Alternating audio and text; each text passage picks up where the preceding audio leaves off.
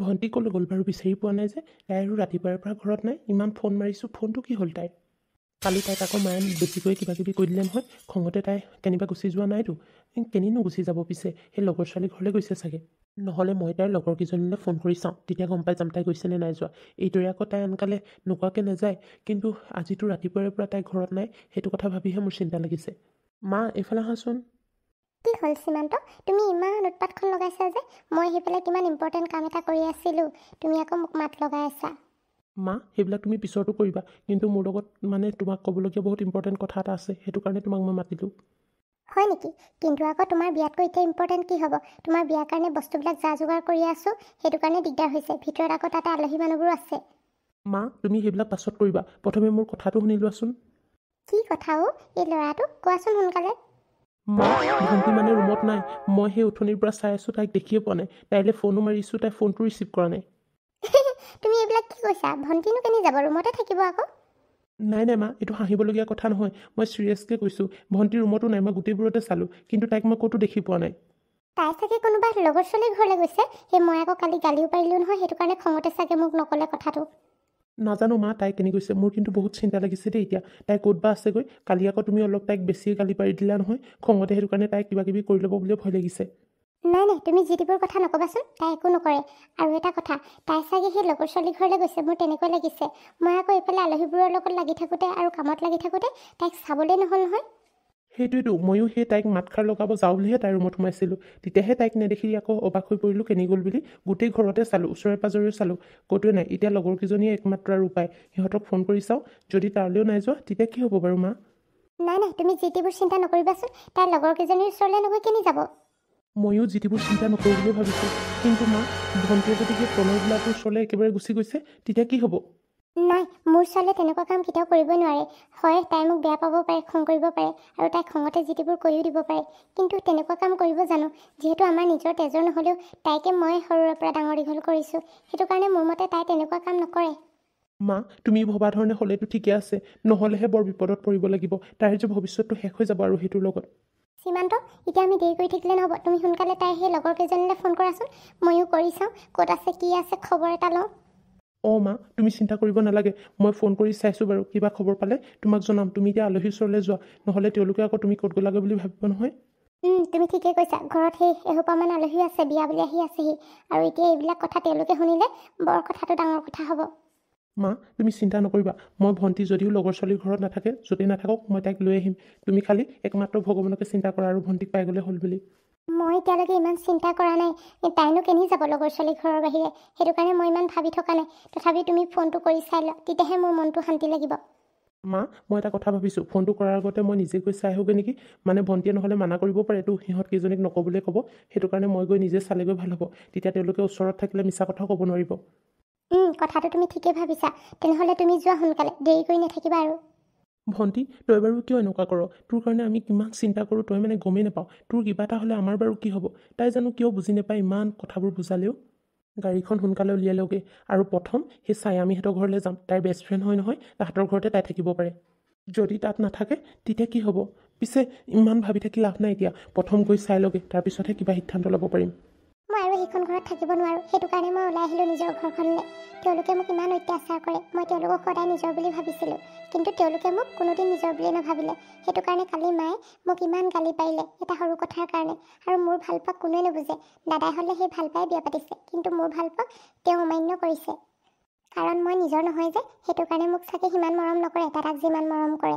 নহ'লে হয়তো বেলেগ হোৱা হ'লে মোৰ নিজৰ মা দেউতা হ'লে প্ৰণয়কটো নিশ্চয় আপোন কৰি ল'লে হ'লে তেওঁলোকে আচলতে মোৰ ভাল হোৱাটো নিবিচাৰে কেৱল সেই নিজৰ ল'ৰাটোৰ ভাল হোৱাটোহে বিচাৰে মই যে ভবাই নাছিলোঁ এদিন এইদৰে সেইখন ঘৰৰ পৰা ওলাই আহিম বুলি তেওঁলোকক মই কিমান ভাল পাইছিলোঁ নিজৰ আপোন বুলি ভাবিছিলোঁ আৰু তেওঁলোকে মোৰ লগত কি কৰিলে মোৰ ভাল পোৱাক তেওঁলোকে তেনেকুৱা এটা পৰিণাম দিলে সেইটো কাৰণে বাৰু মই সেইখন ঘৰত কেনেকৈ থাকোঁ ভালে হ'ল মই সেইখন ঘৰৰ পৰা ওলাই আহিলোঁ সেইখন ঘৰত থকা হ'লে চাগে মোক এতিয়া তেওঁলোকে বন্দী কৰি ৰাখিলেহেঁতেন প্ৰণয়ক লগ কৰিব নিদিলেহেঁতেন মনটো অলপো ভাল লগা নাই। এটলিষ্ট দাদাই বাৰু মোৰ কথা নুবুজে। মায়েতো মোৰ কথা বুজিব লাগিছিল, মাইকী মানুহ হৈ। তেওঁ আৰু দাদাৰ কথা মতে চব একদম শুনি লৈছে।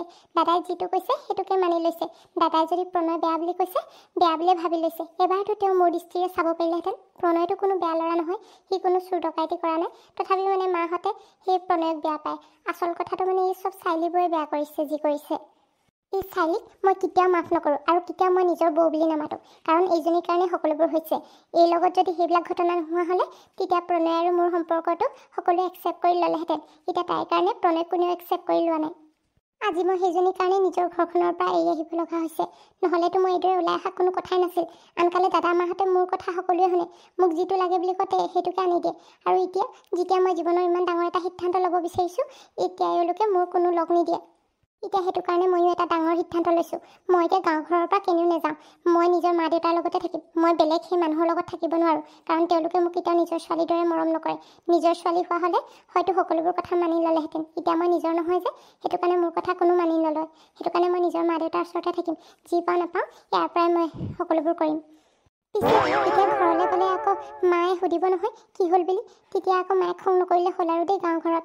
পিছে খং নকৰে, যদি কৰিলেও কৰিব আৰু। মই সকলোবোৰ সঁচা কথা কৈ দিম আকৌ। গাঁও ঘৰলৈ আহিব মনেই নাছিল, কিন্তু যামনো ক'লে। নিজৰ ঘৰ বুলিবলৈতো এইখনেই আছে। গাঁও ঘৰত মা দেউতাহঁতৰো অৱস্থা ইমান ভাল নহয়। তথাপিও উপায় নাই, থাকিবই লাগিব এইদৰে। নিজৰ ঘৰখনৰ সমানটো আন কাৰোৰে ঘৰ হ'ব নোৱাৰে। এতিয়া এইবোৰ বেছি ভাবি থাকি লাভ নাই। সোনকালে ঘৰলৈ যাওঁ। আকৌ এইটোকে আকৌ বহুতখিনি দূৰ খোজকাঢ়িয়ে যাব লাগিব নহয়। ইমান ভিতৰুৱা গাঁৱত জন্ম হ'লোঁ নহয়। উপায় নাই আৰু গৈ থাকোঁ। সন্ধিয়া হ'বগৈ যেন পাইছোঁ। পিছে তেওঁলোকে যদি মোক বিচাৰি ইয়াৰ পায়হি তেতিয়া কি হ'ব বাৰু? মই নাযাওঁ বুলি কৈ দিম আৰু যি হয় হ'ব। মই সেইখন ঘৰলৈ আৰু উভতি যাব নোৱাৰোঁ আৰু। ইমান অশান্তিত থাকিবগৈ নোৱাৰোঁ মই।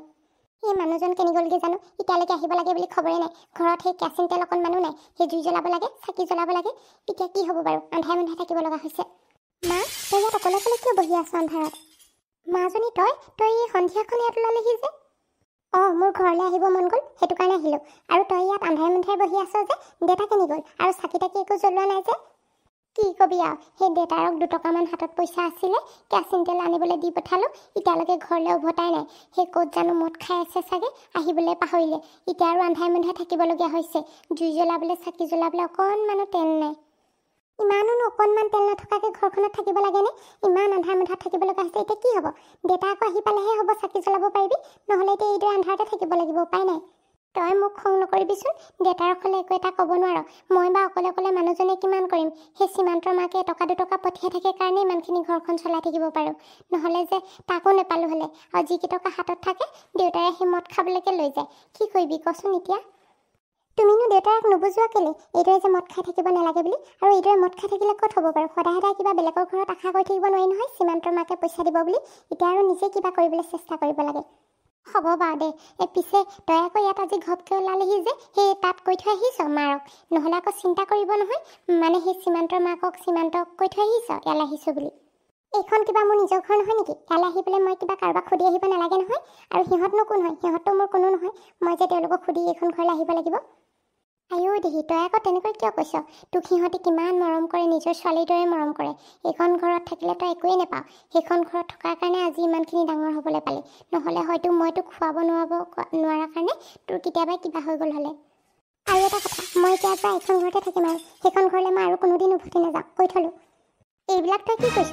তোৰ অকণমান সেই মাথাটো গ'ল নেকি আকৌ? যিটোবোৰ কথা নকবিচোন। এনেই মোৰ ইমান চিন্তাখন হৈ আছে, তাতে আকৌ তই সেইখন ঘৰলৈ ঘূৰি নাযাওঁ বুলি কৈছ। ইয়াত তই কি খাবি, কি ল'বি, কোনে দিব, কি কৰিবি তই? সেই তই ইয়াত থকাৰ কাৰণে আমি 2 টকামান পইচাও পাই থাকোঁ। আমাক সহায়ো কৰি থাকে বাইদেৱে। এতিয়া নহ'লে তয়ো আকৌ আহি ল'লে আমি ক'ৰ পৰা চলিম? মা, তয়ো চাগে মোৰ আচল মা নহয়, সেইটো কাৰণে মই অহাৰ কাৰণে বেয়া পাইছ। নিজৰ ছোৱালীজনীক বাৰু খুৱাবলৈ বোৱাবলৈ ইমান চিন্তা কৰিব লাগেনে? তহঁতি দুটাই যেনেকৈ খাম ময়ো তেনেকৈ খাম। মোক কিবা মাছে মাংস নালাগে নহয়। মই ইয়াত থাকিম কৈছোঁ নাযাওঁ। আৰু মোক প্ৰশ্ন কৰি নাথাকিবি। তোক প্ৰশ্ন কৰা নাই, তোক আচল কথাটোহে কৈছোঁ। তই নিজে দেখিছ এতিয়া তেল অকণৰ কাৰণে কিমান হাহাকাৰ কৰি ফুৰিছোঁ। সেই দেউতাইতো মদ খাবলৈ পালে ঘৰলৈ আহিবলৈ নাজানে। হাতত যে টকা পইচা থাকে চব লৈ যায়। তোক বাৰু মই কি খুৱাম, কি পিন্ধাম?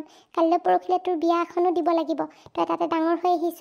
মই ক'ৰ পৰা কি কৰিম তই নিজে ভাবচোন। তই নিজে দেখিছ দেখোন সকলোবোৰ। তাৰপিছতো তেনেকুৱা কৰি আছ। এতিয়াই মই সাঁজ ভাত খাবলৈ চিন্তা কৰিব লাগে। ভাগ্য ভাল সেই বাইদেৱে 2 টকামান দিয়ে কাৰণেহে মই ঘৰখন ধুনীয়াকৈ চলাই থাকিব পাৰোঁ। তই যদি আহি দিয় এতিয়া পইচা পাতি কোনে দিব? দেউতাৰে দেখোন একো নকৰে। মই সেইবোৰ নুবুজো, মই সেইখন ঘৰত নাথাকোঁ। তই মোৰ ঠাইত থকা হ'লে গম পালি হ'লে মোক সেইখন ঘৰত কিমান অত্যাচাৰ কৰে।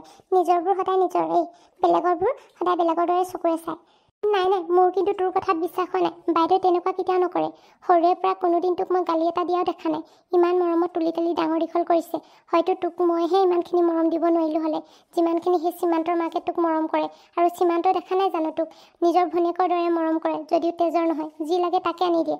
আৰু এতিয়া তই তেনেকৈ ক'ব আহিছ ডাঙৰ হৈ, মোৰ কিন্তু তোৰ কথাত অলপো বিশ্বাস হোৱা নাই। হ'ব হ'ব মা, তই আৰু একো নকবি। মই এটা কথা তোক শেষ কৰি থ'লোঁ। মই যদি আকৌ সেইখন ঘৰলৈ উভতি যাব লগা হয় নহয়, তহঁতি যদি মোক সেই জোৰ জবজ কৰি থাক, তেতিয়া তহঁতি মোৰ মৰা মুখে দেখিবি আৰু। মই সেইখন ঘৰলৈ নাযাওঁ ক'লেও নাযাওঁ। তই নাযাওঁ ক'লেই নহ'ব নহয়। তই বাৰু এইখন ঘৰত থাকি কেনেকৈ চলিবি তয়ে কচোন। তই পাৰিবি থাকিবলৈ? সেইখন ঘৰত তই কিমান আৰামত আছিলি। এইখন মাটিৰ ঘৰত, সেই ফেন নোহোৱা ঘৰখনত থাকিব পাৰিবি? হ'ব আৰু সেইবিলাক তুমি চিন্তা কৰিব নালাগে। মই যেনেদৰে থাকিব লাগে থাকিম আৰু। একো নাই, মই থাকিবলৈ সেই চেষ্টা কৰিম। কেইদিনমান পিছত এনেও এডজাষ্ট হৈ যাম। সঁচাকৈ বাই, এই ছোৱালীজনী বাপেকেতো মূৰটো খাইছে। এই ছোৱালীজনীও মূৰটো খাই শেষ কৰিলে আৰু। ভাবিছিলোঁ ভাল ঘৰ এখনত তুলি তালি ডাঙৰ দীঘল কৰিছে, ভাল সংস্কাৰ দিব, ভাল এঘৰলৈ বিয়া সোমাব। এইজনী নাই নাই, মোৰ মূৰটোহে খালে। হ'ব, এতিয়া তুমি এনেই চিঞৰ-বাখৰ কৰি মোৰ মূৰটো নষ্ট কৰি নাথাকিবা। আৰু এটা কথা, সিহঁতে যদি তোমালৈ ফোন কৰে, মই ইয়ালৈ নাই অহা বুলি ক'বা। নাই, মই সেইবোৰ মিছা কথা ক'ব নোৱাৰোঁ। তই মোক বেয়া পালেও পাবি, আৰু ইয়াত থাকিলেও থাকিবি, নাথাকিলেও নাই।